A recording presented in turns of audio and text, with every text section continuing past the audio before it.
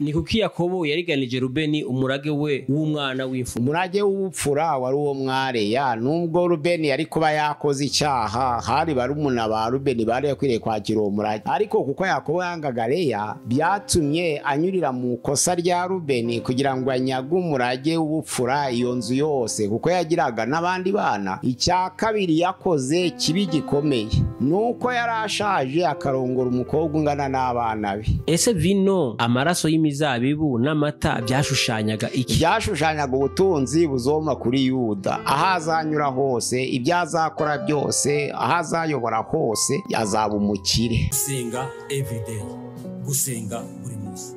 Nusenga uzanesha, nunanigwa gusenga uzaneshwa. Senga kakwihebura kandi reka kurira, yayindi yatura rataro bijyanyene. Reka kwihebura kandi reka kurira, yayindi yahungana ana bijyanyene nijya.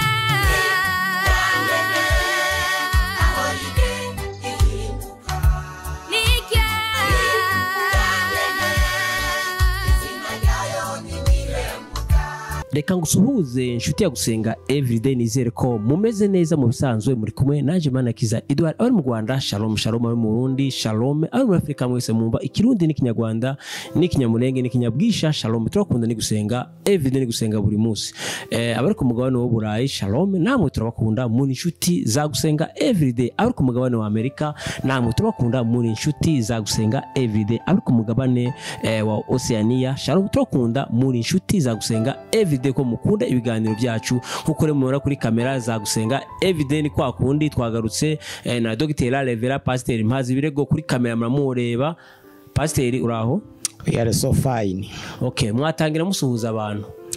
Turabasuhuza bene data abatugana kuri channel ya Gusenga everyday, turabararitse gusangira natwe ijambo ry'Imana, kandi turabashima kuko mugerageza kudusharingira mubisangiza abandi bo hirya no hino. None turabararitse uyu mwanya kugira ngo mube hafi mukurikire inyigisho z'ibyanditswe byera. Mana turagushimiye, turaguhimbajwe neza uyu mwanya mwiza duhaye kubw'urukundo rwawe.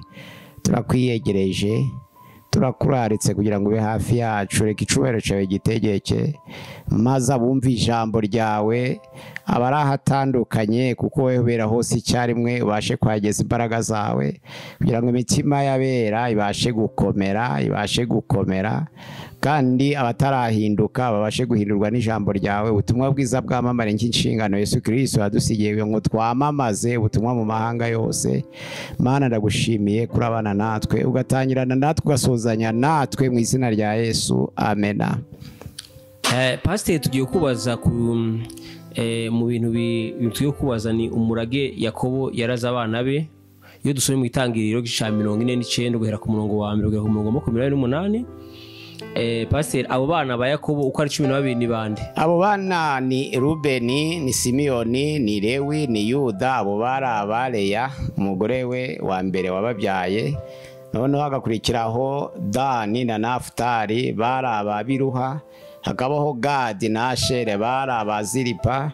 Hakabaho noneho Isakari na Zabuloni nabo bakaba bari abareya. Noneho hakaza Yosefu na Benjamin, nibo bana 12 bavugwa ba Yakobo. Ubwo nukuvuga ngo Rubeni 1, Simiyoni 2, Lewi 3, Yuda 4, Dani 5, Naftali 6, Gadi 7, Asher 8, Isakari 9, Zabuloni 10, Yosefu 11, Benjamin 12. Nabo bana ba Yakobo yahaye umurage amaze kwerekwa mu ijwi ry'ubuhanuzi, ababwira ibizabaho mu bihe bizabaho muzaza mu gihe cya kera. Nibyo yavugaga.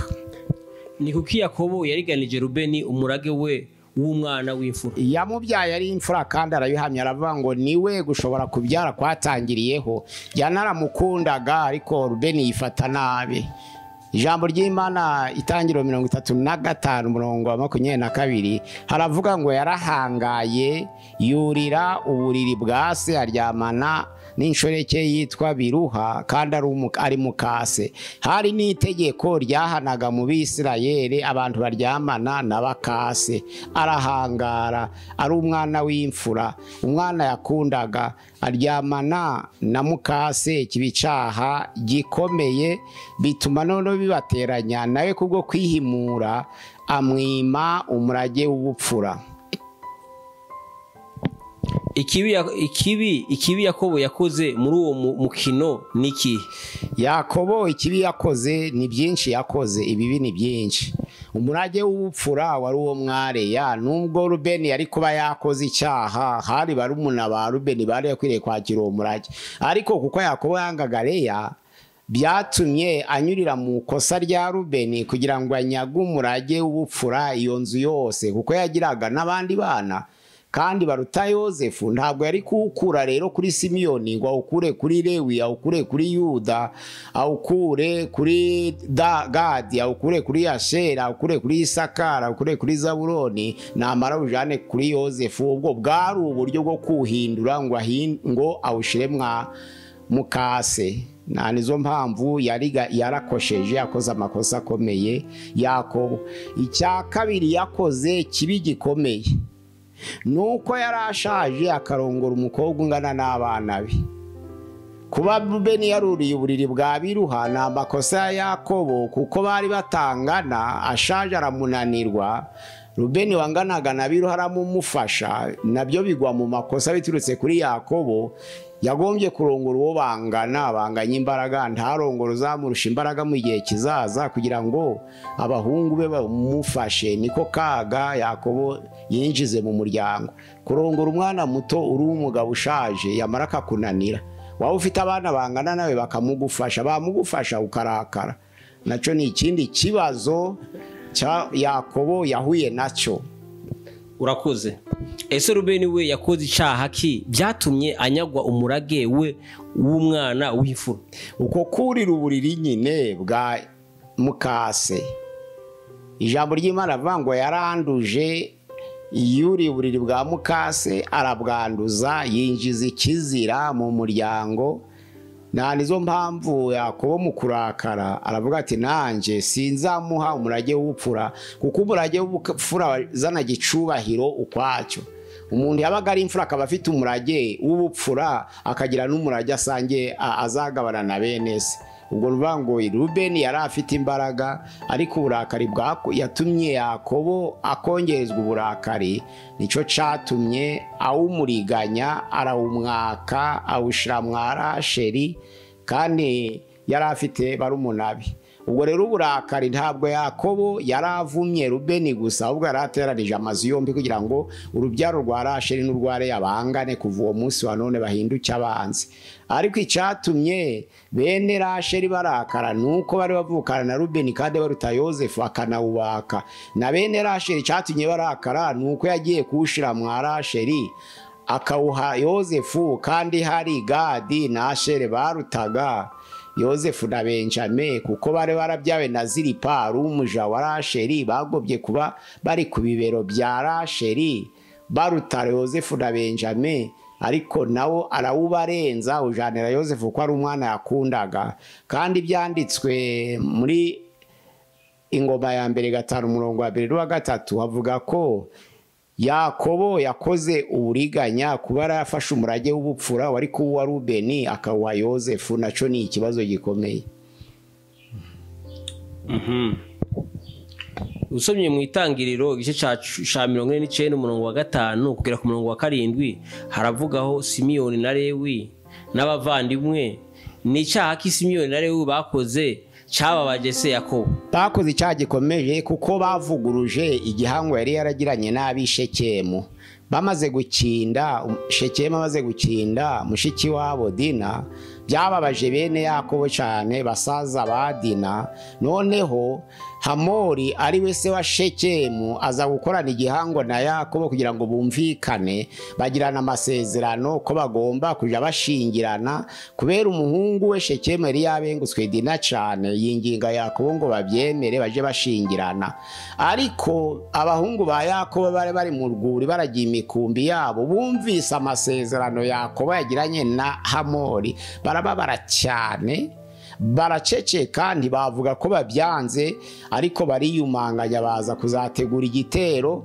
Ariko noneho rero kubera bene Yakobo bari bavuze ngo tuzemera gushingirana n'ab'Ishekemu ari uko babanje gukebwa tugasa, ntabwo tuzashingira abadakebwe abanyamahanga, ahubwo babanza gukebwa bagasa natwe, tukabona gushingirana tukajana abakobwa bona bakajana abakobwa bacu. Ariko bashuka Yakobo yagiranye amasezerano n'ab'Ishekemu nyine ko bazashingirana nta kibazo, ariko babategetse gukebwa ni koko kuko bakundaga Dina barikebesha, baze kwikebesha. Ijambo ry'Imana riravuga ni Itangiriro 34:1 kugeza ku 9 ngo bamaze kwikebesha ku munsi waho wa gatatu bari kubabara cyane bafite umubabaro, uko abantu bikebesha ari bakuru nyine birabababaza. Maze Simiyoni na Lewi bashakisha abandi bantu n'ingabo zikomeye babagabaho igitero, bose barangije kwikebesha abagabo bose barabica, barabamara, bafata abagore babo ku ngufu, banyaga ibyabo byose, banyaga amatungo yose n'inka zabo. Ijambo ry'Imana rivuga ngo barazitemagura. Nuvuga ngo icyo cyaha bakoze icyo cyababaje Yakobo cyane, na nizo mpamvu yabasigiye umuvumo. Ku muvumo wa Rubeni aravuga ngo Rubeni uzamera nk'amazi, nuvuga ngo ayo mazi atemba adahama hamwe, bisobanura ngo uzaba inzererezi, kandi niyo uzatangira ugatura ku butaka ntabwo uzagwira, uzamera nk'amazi batse ku bitaka agenda yinjira arigita buhoro buhoro, kandi amazi agenda ntahagarara, uzaba inzererezi, niwo muvumo wawe. Ariko nabariya nabo inkota yabo aravuga ngo bagize uburakari bukabije, nanje sinzatuma bagwira mu Bisirayeli, ndabavumye kuko baciye igihango canje nari naragiranye na Hamori. Icyo cyaha bakoze icyo rero, kuvuguruza igihango cya se na Hamori. Bari baremeranije amasezerano ko bagomba kuzabana, ariko bagaca bugere bwa nyuma bakaja kubica badafite isezerano rya se Yakobo. Baramubabaje cyane, baramukomeretsa. Nizo mpamvu bakoze icyaha gikomeye, ko bakoze ubwicanyi bakarisha inkota kandi bitari mu masezerano ya se. Urakoze cyane. Nuretse ko Yakobo yari afite abana 12 akaba yari afite n'ingabo, Yakobo yatinye iki? Yakobo yarazi ko ab'Ishekemu nabari ubwoko bukomeye. Aravuga ati barabishe ariko ntibabamaze, abazabakomokaho n'abacitse ku icumu bazaorganiza bategura igitero bantere, nanje nzapfe mu cimbo cyabo ko ntabwo tubaruta ubwinshi, nuko babishe babatunguye kandi bafatanije n'uburwayi. Yakobo rero arakeka ati bari abantu bahemukiwe kuriya, kandi twari twaragiranye amasezerano, igihe bazitegura bakibuka uburakari bari abana babashoyeho ntibazagaruka bakatumara, nabo bateguye tutabizi ko ari bo benshi. Yakobo yari afite n'ubwo bwoba, ariko cyane cyane no kusenya igihango yari yagiranye na Hamori nabyo byaramubabaje cyane. Ariko cyane cyane uvuga ngo bazongera bategure nabo badutere batumare natwe dusibangane, icyo nacyo camuteraga ubwoba, kuko abagabo bishwe icyo gihe ntaho byari kugomba kuzibagirana. Kandi yaba Hamori yarishwe na Shekemu umugabo wa Dina yaricwa, Dina baramucura baramutahana. Ubwo kiba ikibazo gikomeye cyane, bitera ubwoba kandi bihungabanya umutima wa Yakobo. None umuvumo Yakobo yatuye kuri Simiyoni na Lewi uhuye n'icyaha bakoze? Kuko yavuze ngo kuko bisha abantu, nukuvuga ngo nanje ndabavubye ntimuzagwira. Uko mwagabanije abantu nanje ngabanije urubyaro rwanyu, birahwanye. Kuko kwica b'Ishekemu kwari kugabanya abantu, ariko umuvumo wase bwari ubuhanuzi, ntabwo ibyo yabavugagaho ari ibyo yashakaga, ahubwo ni Imana yavugiraga muri we, ni Imana yavugiraga muri we. Abana bati ntimuzagwira, ngo mumenyekane mu Bisirayeli. Kubera iki? Namwe mwagabanije abantu, nanje umuvumo mbatiyo ni ukutagwira, ariko sinjuba batiyo ni Imana yabivuze ko bwari ubuhanuzi. Urakoze cyane. Niyihe nama twafashisha urubyiruko ngo rutazagwa mu mutego wa Simiyoni na Lewi? Abana, ijambo ry'Imana mu Kuva igice cya 20 umurongo waho wa 5 kugeza ku murongo wa 5 avuga ngo ubahe so na nyoko kugira ngo uramire mu gihugu cy'Uwiteka Imana yawe iguha. Ubundi abana b'urubyiruko benshi bamenyere gusuzugura ababyeyi, umuvumo wabo nuko babaturaho umuvumo gukabagira inzererezi cyangwa se bukabagezaho ibindi bintu bibi cyane, kubera isezerano rivuga ngo abana bakwiriye kubaha ababyeyi babo. Ariko ijambo ry'Imana ngo wubahe so na nyoko kugira ngo uramire mu gihugu cy'Uwiteka Imana yawe iguha. Bisobanura ngo abana basuzugura ababyeyi bakunze gupfa kare, kuko kurama bituruka mu kumvira, ni ku ijambo ry'Imana rivuze. Urubyiruko rero rwacu tugeze mu uyu munsi wa none, muje mwubaha ababyeyi, mutazagwa muri ariya makosa, kandi ni n'itegeko ry'Imana kubaha ababyeyi. Ntabwo ari ikibazo rero, mwubaha ababyeyi kugira ngo muramire mu gihugu cy'Uwiteka Imana yanyu ibahaye. Urakoze. Usomye mu Itangiriro igice cya 49 ku murongo w'8 kugeza ku 12, umugisha wa Yuda waturutse kuki? Imana yari yarateguye ko azakomokwaho n'uruhererekane rw'abami.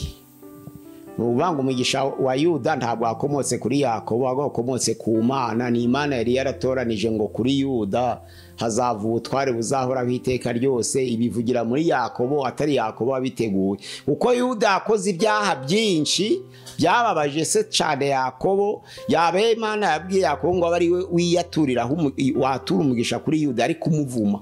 Yari yarababaje Yakobo cyane kurusha abandi bana yabyaye.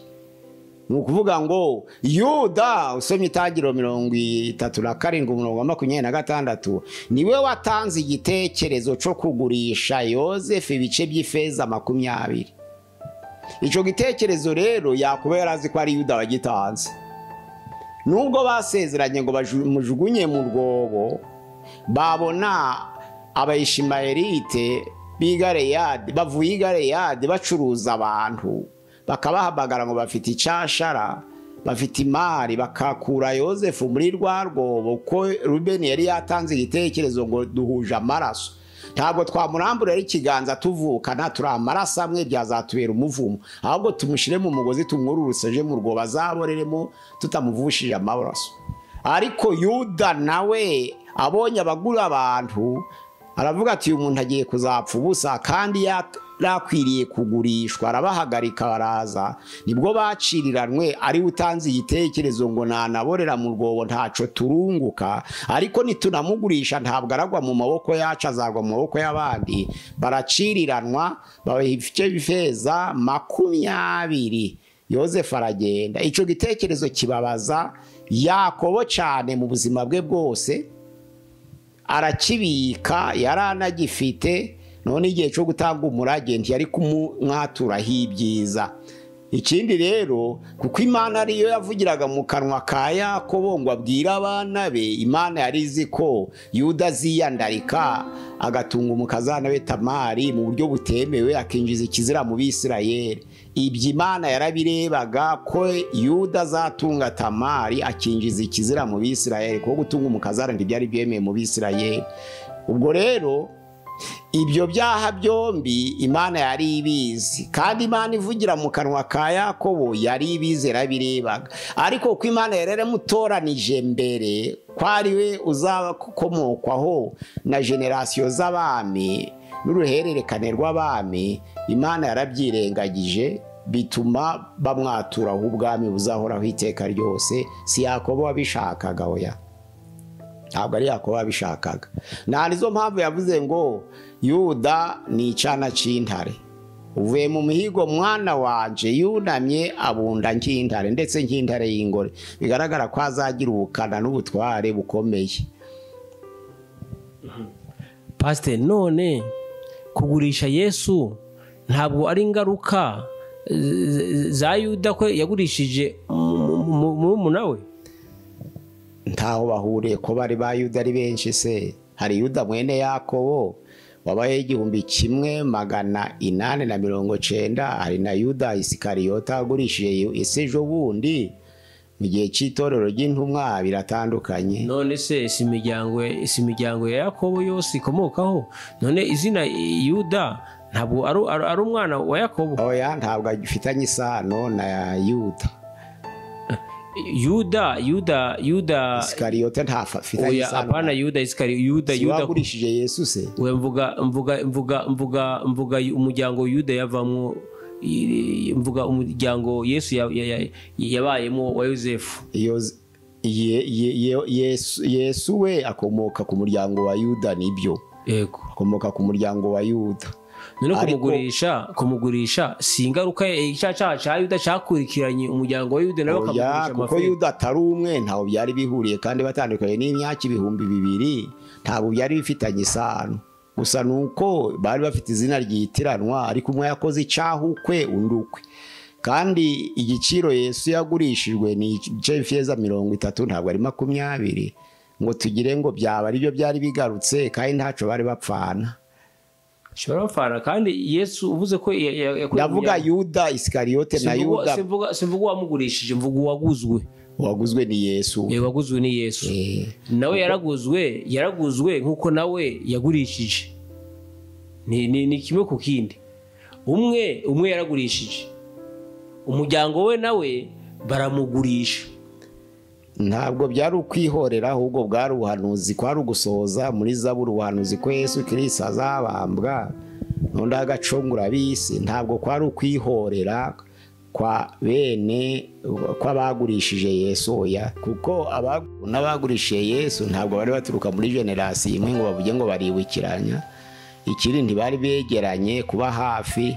Gusa Yosefu nawe yagurishijwe kugira ngo ashushanye Kristo uzaza, kuko ari hagati y'abambuzi, yari hagati y'umuhereza wa vino n'umuvuzi w'imitsima muri inzu y'imbohe mu Egiputa. Yosefu rero yicaye hagati y'umuvuzi w'imitsima n'umuhereza wa vino mu Egiputa. Noneho aza kurota ibizababaho, umwe asubira mu kazi guhereza, unda acibwa igihanga. Ubwo nuvuga ngo ni ishusho ya Kristo, cyari igicucu kuri kwari kuzaza igihe Yesu azabambwa hagati y'abambuzi babiri, umwe akarimbuka undi agakizwa. Umuhereza wa vino ashushanya umwambuzi wakijijwe, naho umuvuzi w'imitsima waciwe igihanga ashushanyaga umwambuzi warimbutse. Ubwo Yosefu nawe yari ishusho ya Kristo igihe kizaza, ariko ari igicucu kuri kuzahishurwa. Ibyo byo nibyo. Urakoze. Ni kubera iki Yuda agereranywa n'intare? Agereranya n'intare kuko intare ni umwami w'ishamba. Ikintu cyose gifite ubwami, no mu Byahishuwe 13 bavuga ngo mbona inyamaswa. Iyo nyamaswa nabonye yasaga n'ingwe, amajanja yayo saga na aruko, akanwa kayo kasaga na cy'intare. Nuko ubutegetsi bukomeye bushushanywaga n'intare. Kandi noneho Yakobo ntabwo ari wavuze ngo Yuda ameze nk'intare, ahubwo ni Imana yavugiye mu kanwa ka Yakobo ko Yuda ameze nk'intare. Aravuga ngo Yuda ni icana c'intare, uvuye mu muhigo mwana wanje, yunamye abunda nk'intare ndetse nk'intare y'ingore, inde wabasha kuyivumbura. Nukuvuga ngo nibishushanya ubwami. Urakoze. Ese vino, amaraso y'imizabibu n'amata byashushanyaga iki? Byashushanyaga ubutunzi buzoma kuri Yuda, ahazanyura hose, ibyazakora byose, ahazayobora hose azaba umukire. Narizo mpamvu bavugaga imizabibu, amaraso y'imizabibu, amata. Nuvuga ngo azaba umwami, aho bazatereka imizabibu, aho bazatereka vino, aho bazatereka amata. Nuvuga ngo azaba umutunzi wa byose. Nibihe byaha Yuda yakoze mu buzima bwe ni kuko Imana yabyirengagije? Iyi Imana iguhamagaye n'ibya Paulo yarabyirengagije, kuko na Paulo ahamya ko yari mubi kurusha abandi. Usomye muri Timoteyo ya mbere igice cya mbere umurongo wa 15, haravuga ngo Imana mbonye ko nduwo kwizerwa nubwo nari mubi kurusha abandi, Imana gutoranya ko ndi kuvuguruzwa. Yuda koko yakoze ibyaha kuko yatanze igitekerezo cyo kugurisha murumuna we Yosefu kandi akiyandarika, ariko Imana yari yaramuraze ishizeho umurage wo kuzaba umwami, irabyirengagiza. Iyo Imana ishaka guhamagara rero ntibara ubwinshi bw'ibyaha, ntibara uburemere bw'icyaha umuntu yakoze, iramukoresha nguko ko niba Paulo yarabaye mubi kurusha abandi b'igihe cye, akaba yari afite umushinga wo kuja i Damasiko, afite inzandiko z'abatambyi kugira ngo afate abantu bose bagana Yesu, abagore n'abagabo, ababohe, abazaniye Yerusalemu kugira ngo bicwe, ari umushinga yari afite. Imana ikamusanga umuco ukamutungura ari mu nzira, ntabwo yari yagiye ku rusengero, kandi hari abari bari gusenga Imana itatoranije. Gutoranya kw'Imana rero no guhamagara kwawo ntibivuguruzwa, niko Abaroma igice cya 11:29 havuga. Ntabwo bivuguruzwa, waba mubi waba mwiza, Imana yashatse kuguhamagara, yirengagiza ibyaha byose n'ukusa, ikirengagiza uburemere bw'icyaha wakoze, ikaguhamagara ikakugira umuntu musha wo kwinjira mu murimo wayo. Niko na Paulo byagenze. Yuda rero nawe muri bene se ari mubi koko, ariko Imana irabyirengagiza kubw'umuhamagaro wayo kugira ngo azabe umwami wa Isirayeli. Urakoze cyane. Ni gute abana bakomotse mu nzira y'ubusambanyi bashobora gutoneshwa n'Imana nka Peresi cyangwa nka Salomo? Abana bavuye mu busambanyi nta ruhari babifitemo. Abana bose uko bavuka, uko ariko kose, aho bavuka, ahari hose, aho bakomoka, ahari hose, n'abaziranenge. Icyaha cyakozwe kibarwa ku bamubyaye, ariko umwana asa n'undi, nta mwana urutundi, kandi nta mwana w'umuvumo. Abana bose ni abaziranenge, nta n'umwana wakoze icyaha, kuko nta muntu mu buzima bwe utegura kuvuka kwe. Umuntu yibona avutse, ariko nta utegura kuvuka kwe, ariko abamubyaye bo barabitegura kuko barongora bakamubyara. Ubwo rero icyaha gikora abashakanye, byaba mu nzira mbi izo arizo zose, ntabwo icyo cyaha cyabarwa ku bana. Abana bose pempo aho bavuka bose ni abaziranenge. N'aba bavuga ngo kirazira, ngo hari amategeko abuza abantu gushakana, abashakanye bose no mu itegeko ry'ibihugu bimwe bavuga ko hari igihe abana bamwe inda zemewe gukurwamo, nko mu tegeko za guverinoma zimwe na zimwe. Bakavuga ngo hari umwana witwa utemewe w'ikizira. Umwana wabyawe na sekuru, nuvanga umugabo agatera umukobwa wenda akamubyaraho umwana, ngo iyo nda kuko idakwiye ni inceste igomba kuvamo. Cyangwa se umukobwa wafashwe ku ngufu ko bitaturutse mu bushake bwe, iyo ndikwiye kuvanwamo igatabwa.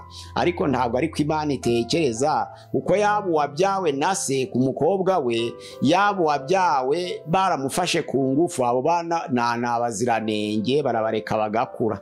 Gusa umwana wemeye gukurwamo n'Imana ikabyemera, ni umwana wafatiwe n'urwayi mu nda, abaganga b'inzobere bagasanga ubwo burwayi buzanduza nyina agapfa, baravuga bati uwo mumukuremo kugira ngo nyina abone uko arera abandi. Ariko ubundi umwana wese wavutse ni umuziranenge. Icyo gihe rero iyo umwana arwariye mu nda bakabona ko uburwayi buzafekita nyina, icyo gihe ni muri kadere y'ubuvuzi, ntabwo ari muri kadere y'ubwicanyi. Urakoze. Dukurikije amateka ya Rubeni na se, ni inama ki twagira imiryango y'iki gihe?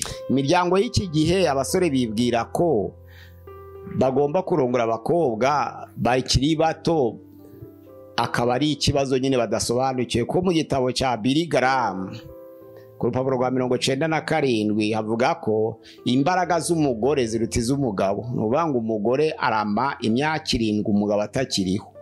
None rero iyo umugabo afite imyaka myinshi kurusha, iyo umusore afite imyaka myinshi kurusha umukobwa, umugabo ananirwa mbere.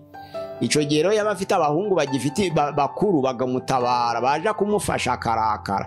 Nuvuga ngo niba uri umusore ukaba utarashaka, inama nagira imiryango, uwo musore mumubwire ngo nashaka umukobwa banganya imyaka, bagendere ku mbaraga zingana. None azana uwarusha imyaka, agiye zagera igihe cyo gusaza umukobwa akiri muto, none abana be abasore baje baragenderera wa mugore, bamumufashe, usanga agize uburakari kandi ari uko atakimushoboye, ari we wananiwe kugereranya imyaka yo kugira yo gushaka uwo barongorana. Mu miryango rero mukwiye kugira inama abasore ufite imyaka 40 akarongora umukobwa ufite imyaka 40, ufite 30 akarongora umukobwa ufite 30 kugira ngo bazazamuke banganye imbaraga. Naho niyibesha afite imyaka 40 akarongora umukobwa w'imyaka 25 azagira imyaka 50 amunanirwe abasore bangana nawe bamumufashe kandi arakare. Mwirinde ico kintu rero mutazagwa muri uwo mutego wa Yakobo wazanye umukobwa ukiri muto ungana na Rubeni yamumufasha Yakobo akarakara. Nugira ngo imiryango mwirinde ayo makosa. Pastor reka tugushimire tukubwire ngo Imana iguhe umugisha. Reka dushimire n'abarubanya natwe muri kiganiro tukubwire ngo Imana iguhe umugisha. Ushobora kuba ubwa mbere ugeze kuri gusenga every tugusaba ukanda subscribe cyangwa ukora sabone kugira ngo uzazobone ibiganiro byacu bitakugoye, kandi tubasaba kugeza izi nyigisho ku nshuti zanyu mu magurupe ahantu kuri WhatsApp haba ku ma Facebook, muze mudufasha gusharinga buno butumwa bwiza, muze mudufashije kwamamaza ubutumwa bwiza. Pastor sinzi ko kwindi wakubwira Channel ya gusenga everyday, nimero ya WhatsApp 0786966220 kuri channel ya gusenga everyday. Abakurikirana ibiganiro byacu ni karibu, turabararitse igihe cyose tujya dukora ibiganiro, ariko muje mubisharinga mubigeze no kubavandimwe. 0786966220 wandike kuri channel ya gusenga everyday. Imana iduhana umugisha, murakoze. Pasiteri urakoze, reka tugushimire, wasoza usenga Imana. Mana turagushimiye turaguhimbaje, umwanya nuwawe ugize neza, ubutumwa bwiza reka bwamamare mu mahanga yose.